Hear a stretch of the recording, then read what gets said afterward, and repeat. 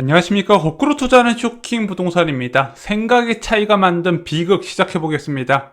자, 어제 문재인 대통령의 취임 4주년 특별연설이 있었습니다. 이 자리에서 문재인 대통령은 부동산 정책 실패를 인정을 했습니다. 그런데 쇼킹 부동산은요, 이 부동산 정책 이전에 생각의 차이가 만든 문제다 판단을 합니다. 그래서 오늘 좀 중요한 내용을 여러분께 말씀을 드리고자 합니다. 자, 혹시 이런 이야기 들어보셨나요? 진보 정권이 들어서면 집값이 폭등한다. 자, 통계를 살펴보면 틀린 이야기는 아닌 것 같습니다. 특히 주택가격 폭등 상황은요, 노무현 대통령 때, 문재인 대통령 때 심각하게 발생을 했다는 부분이죠.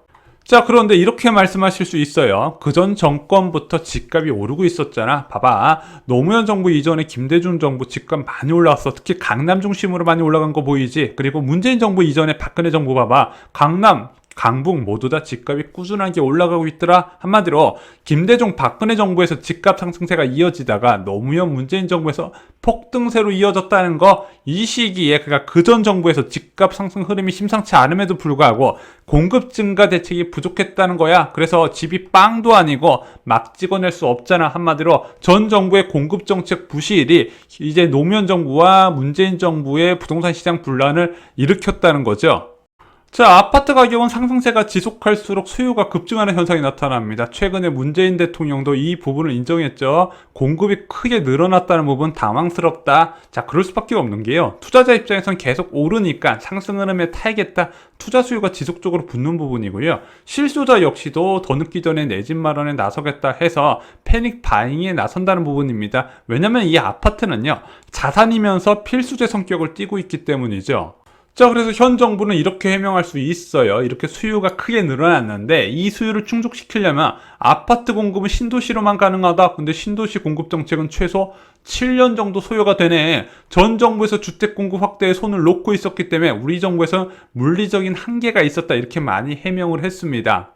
자, 그런데 노무현 대통령, 문재인 대통령과 비슷한 과거에 유사한 사례가 있습니다. 언제일까요? 바로 노태우 대통령 임기 시절이죠. 1988년 2월에 취임한 노태우 대통령 당시에 전두환 정부부터 이어진 집값 급등세가 노태우 정부 임기 시작부터 과열을 불렀다는 거예요. 이 당시에 전국적으로 주택 매매 지수가 13.22% 올랐고요. 서울 지역은 1989년에 16%, 24%까지 지속게 됩니다. 왜냐면 그럴 수밖에 없는 게 1986년에 전국 주택 보급률이 69%밖에 안 됐어요. 부동산 시장이 불안할 수밖에 없는 요건을 갖추고 있었다는 거죠. 자, 주택 보급률 70%가 안 되는 상황에서 임기를 시작한 비운의 대통령, 과연 집값 폭등의 비난을 받으면서 퇴임을 했을까요?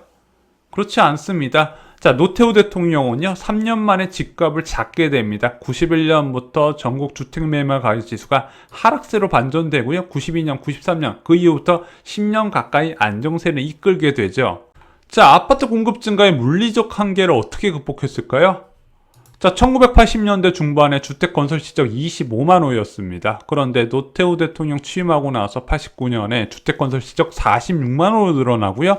90년에는요, 주택 건설 시적이 75만 호로 3배 가까이 늘어나게 됩니다. 자, 그리고 그렇게 늘어난 주택 건설 시적을 계속해서 유지하게 돼요. 그러면서 주택 보급률이 69%에서 74%, 그리고 97년에 92%까지 크게 올라간다는 부분이죠. 자, 더욱 놀라운 거는 실제 입주 시기라는 겁니다. 1989년 4월에 계획이 1기 신도시 계획이 발표됐는데, 그리고 나서 발표된 지 7개월 만에 분양에 나서요. 그리고 나서 2년 만에 첫 입주가 진행되고요. 3년 뒤에는 평촌, 삼본, 일산, 중동 지역에서 줄줄이 입주가 나오게 됩니다. 자, 한마디로 주택시장 굉장히 불안한 시기에 취임을 했지만요, 3년 뒤에 주택시장 안정을 이끌 대규모 입주를 만들어냈다는 겁니다. 자, 이렇게 대규모 주택 공급 계획을 빠르게 추진하는 방법이 있나요? 있어요. 대통령이 강하게 밀어붙이면 됩니다. 자, 이걸 어디서 나타나냐? 자, 노태우 대통령 취임 1주년 기념 보통 사람들의 밤 행사에서 어떻게 언급을 했냐? 노태우 대통령이 박정희 대통령은 도로를 뚫는 대통령이라며 나는 주택을 짓는 집 대통령으로 남고 싶다고 얘기했어요. 그런 말할 정도로 주택 문제에 대해서 애착을 보였다는 거죠. 그리고 이것은 청와대에서도 눈에 띄는 기류가 나타납니다. 왜? 집 때문에 혁명이 일어난다? 한마디로 주택 문제가 해결되지 않으면 혁명이 일어나기 때문에 특단의 조치가 필요하다면 강하게 문제 제기를 하고 그에 따른 실행 방안에 나섰다는 부분이죠. 주거 불안 문제의 심각성을 대통령이 제일 잘 알았고 청와대 비서진까지 적극적으로 나서서 문제를 해결하려고 했다. 그것이 결과로 나타났다는 거죠. 자, 그러면은 노태우 대통령과 노무현 문재인 대통령의 차이점이 무엇인지 한번 살펴보겠습니다. 먼저 노태우 대통령은요, 임기 시작 2달 만에 1기 신도시 정책을 발표해요. 그리고 나서 임기 시작 3년 만에 1기 신도시 입주를 진행하게 됩니다. 그러다 보니까 수도권 부동산 시장이 안정이 된 거예요. 수요를 넘는 공급을 제시했기 때문에 당연히 시장이 안정된다는 부분입니다. 그리고 임기 시작 3년 만에 실제 200만 호 공급 계획을 착공으로 달성하게 된다는 부분이죠. 자, 반면 노무현 정부는요, 임기 시작과 동시에 2기 신도시의 정책을 발표한 건 같아요. 문제는 임기 만료 시점부터 본격적인 입주가 진행되다 보니까 다음 정부 좋은 일만 시켰다는 부분입니다. 실제 공급 계획 대비 낮은 실공급률도 문제가 됐다는 거예요. 왜 그런 일이 발생했는지는 뒤에서 다시 한번 짚어드리겠습니다. 자, 그럼 문재인 정부는 어땠을까요? 임기 시작 2년 만에 3기 신도시를 발표를 만료하게 됩니다. 그런데 이 3기 신도시 언제 입주한다? 문재인 대통령 임기 끝나고 3년 뒤에 입주가 진행된다는 부분이에요. 다음 정부는 복받은 겁니다. 게다가 임기 시작 4년이 지났지만 여전히 신규 택지 아직도 지정하고 있다는 부분입니다. 자, 한마디로 노태우 정부가요, 신도시 지정과 입주가 유난히 빨랐다는 거예요. 자, 혹시 이렇게 말씀하신 분도 있을 거예요. 야, 군사정권이라서 원주민 다 쫓아내고 아파트부터 바로 지어서 가능했던 거 아니냐? 지금 같은 상황에서 어렵지 않을까? 그렇지가 않습니다. 이것은요, 대통령이 신경 쓰는 만큼 빨라지는 거예요. 이명박 정부에서도 드러납니다. 광남 보금자리 지구 지정이 2009년 6월이었거든요. 강남 보금자리 주택지구 입주가 2012년 9월입니다. 자, 이거는 속도가 상관없어요. 대통령이 챙기는 만큼 빨라진다는 거죠.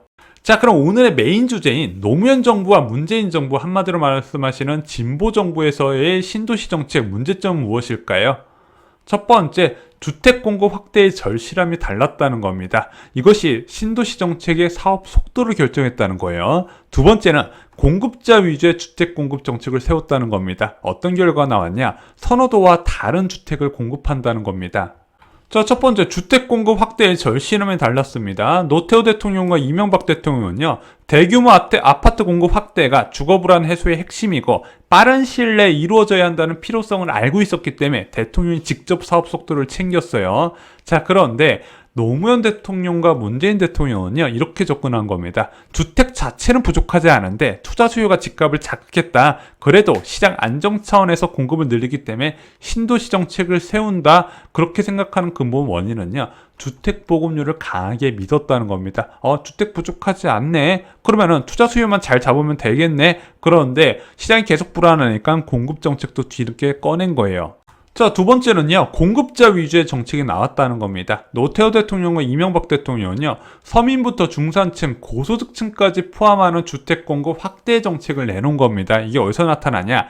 1기 신도시의 소득 계층별 주택 공급 방안을 보시잖아요. 자, 소득분위 1분위부터요, 8분위, 10분위까지 이제 어느 정도 소득이 높은 고소득층까지 동시에 챙기는 공급 대책이 나오는데 그 비중이요, 중산층과 중산층 이상에 더 많은 포커스를 맞추고 있다는 겁니다. 한마디로 중산층, 고소득층 주택 부족이 사회 불안을 만들지 않도록 다양한 수요를 충족시키는 공급 계획을 수립했다는 부분이죠.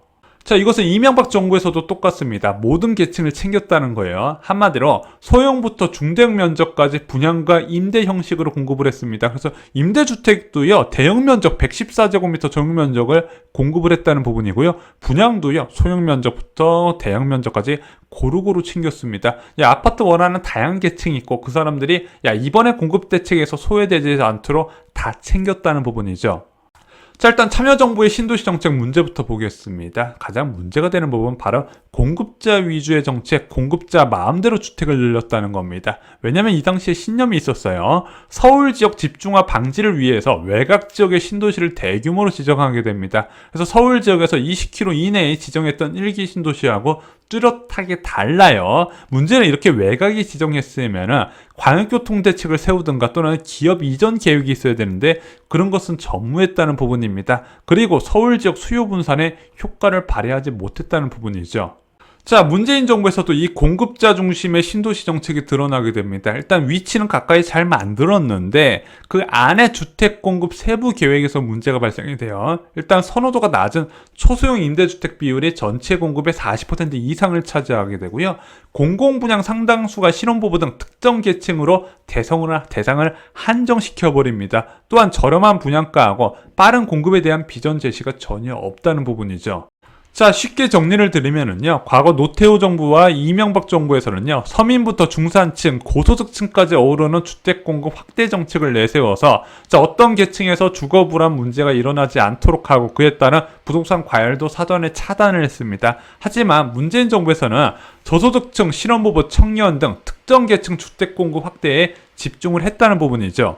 자, 문제는 부동산 시장 불안을 위한 공급 확대 방안에서 특정 계층을 대상으로 주택 공급 확대 정책을 세우다 보니까 이게 부동산 시장 과열이 진정이 안 되는 거예요. 왜? 주택 시장 불안은요, 중산층 공급 부족으로 일어나고 있는데 저소득층 공급에 집중을 하다 보니까 이게 수요 불일치가 발생한다는 겁니다. 자, 과연 앞으로 민주당에서 같은 실수를 반복할까? 그런데 지금 민주당의 기로를 보면은요, 이재명 경기도지사 기본 평생주택이 가장 효과적인 부동산 처방이라면서 임대주택 확대 방안을 꺼내고 있습니다. 송영길 대표 누구나 집 프로젝트 10년 동안 임대로 거주하고 매수 가능한 주택을 만들겠다 이런 공약을 내세웠습니다. 그런데 앞서 말씀드렸지만 주택 공급 정책은요, 모든 계층을 챙겨야 한다는 부분이에요. 중산층뿐만 아니라 고소득층까지 같이 되어야 되는 부분이고, 그렇지 않으면 부동산 시장 불안이 일어난다는 겁니다. 한마디로 공급자 중심의 정책은 항상 실패한다는 거, 수요자가 뭘 원하는지 판단하고 주택 공급에 나서야 된다는 겁니다. 이상으로 쇼킹 부동산 마칩니다. 좋아요, 구독, 공유 꼭 부탁드립니다. 감사합니다.